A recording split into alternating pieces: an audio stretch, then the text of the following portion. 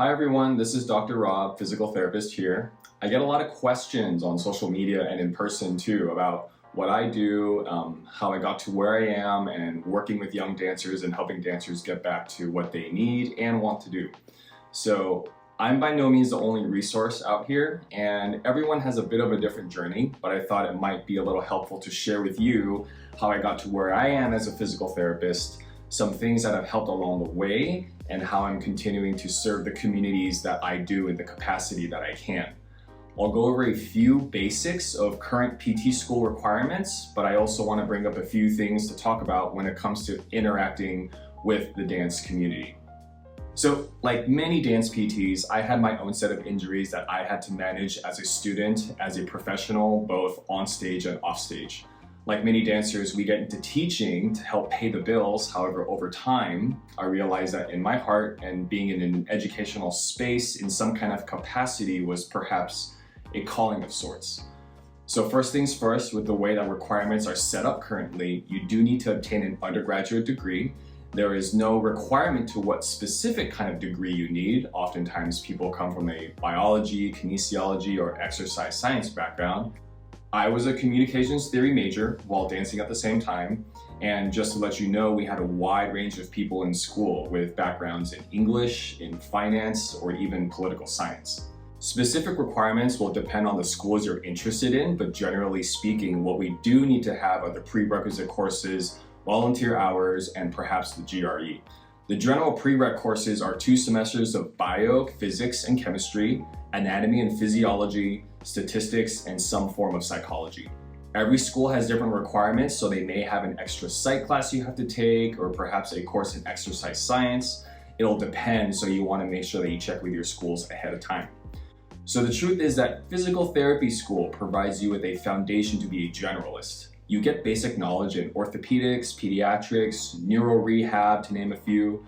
But when it comes to finding programs specifically dedicated to dance medicine, there are a few schools here in the United States that do provide dance medicine opportunities within their program, either in the form of courses, electives, or clinical affiliations where you do your internships. After PT school, there are a few organizations that also provide continued education for dance-specific rehabilitation. So as a pre-PT student, seeking out mentors is definitely something to think about and consider.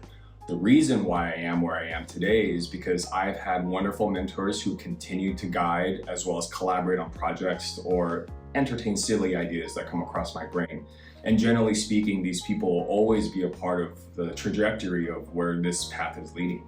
The other thing you can also do is shadow a physical therapist who works with dancers. Some things to think about are: what population do they work with? Are these younger dancers, professional dancers, all dancers? Where do they work out of? Do they have their own company, or are they working out of a general clinic and they can find dancers through those avenues?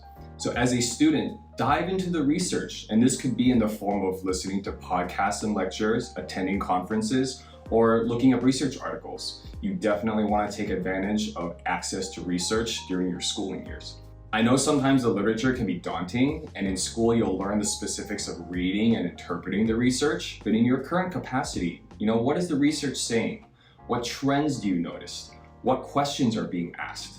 You'll find that a lot of dance research is ballet-based or tend to focus more on Eurocentric forms of dance. It's an easily controllable population in terms of samples and sample size. And at this point right now, when you look at all the highly stylized forms of movement such as street styles or hip hop, it's harder to fit those into these quantifiable boxes.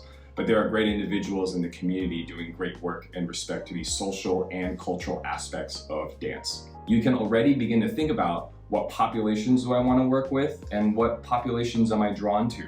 So for me personally, doing what I do in the community that I am in, which is youth competitive dance, it primarily comes down to 3 things: education, communication, and context.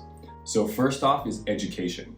Strength and conditioning research and the application in the context of the growing athlete, there is a really well-established body of knowledge regarding growth and maturation. And when we talk about growth and maturation, how do we help dancers and their families understand why certain things happen during periods of change, why we have certain types of aches and pains, and how a lot of times these things may be normal, and how can we navigate these situations with their health in mind? And then communication. Communication is always going to be huge, but what does that actually mean? Personally, I like to listen to a lot of coaching podcasts, refining the way that I present and communicate information, and really trying to be conscious about how I'm reading the room or reading and listening to the dancer to meet them where their story is.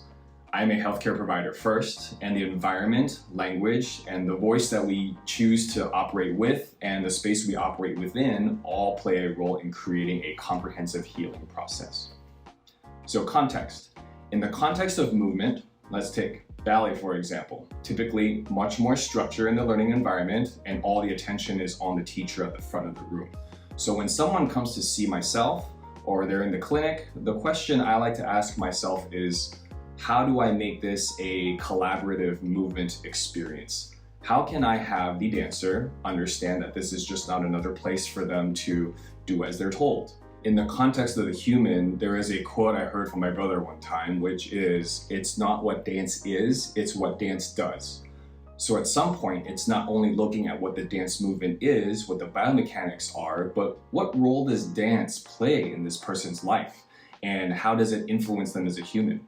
So at Dance Prehab, we believe that movement is an experience and experiences inform movement. So on top of staying up to date with the latest treatment protocols and research as clinicians, how are we translating information in a way through language, through a movement experience that allows people to feel more empowered to seek the support they need and deserve? So thank you for listening in. I know my journey and my thought processes may be different from others out there, but thanks for taking the time to let me offer my perspective. You know, things are changing all the time. I think about when I went to PT school and where things are now. So many things changed while I was in PT school, and now so many things are continuing to change now that I've been out.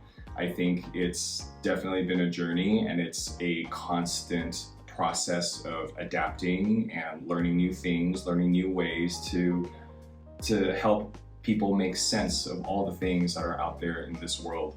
If you have any thoughts, comments, or things you want to talk about, just let me know, and I look forward to connecting with all of you who have a heart and passion for working with performing artists.